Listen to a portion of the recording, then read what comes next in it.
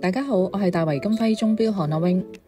英國品牌 Spinnaker 今年繼續同鯨魚保護區計劃合作，推出咗第2版哈斯自動鯨魚保護區計劃限量版腕錶，目的係支持為曾經圈養嘅鯨魚建立海濱保護區。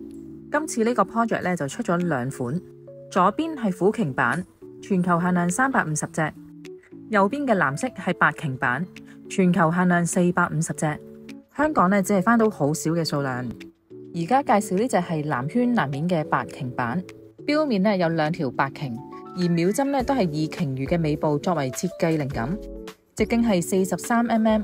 藍面呢隻係採用咗藍色嘅日曆盤，係用緊日本嘅 NH35 精工自動機芯，採用藍寶石水晶錶面，防水深度有300米，採用旋入式螺絲鎖把的。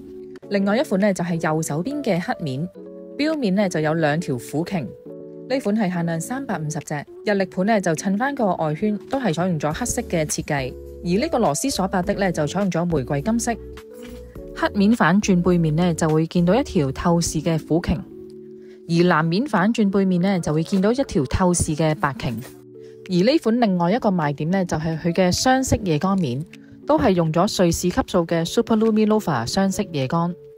每隻手錶都會附送多一條原裝嘅尼龍錶帶，同埋一頂以環保物料製造嘅 cap 帽，非常之有誠意。官網定價係4050蚊，咁我哋仲有個超級筍價俾錶迷，折咗2000零蚊就買到啦。有興趣嘅錶迷快啲上嚟門市試下啦。今集介紹到呢度，下集見。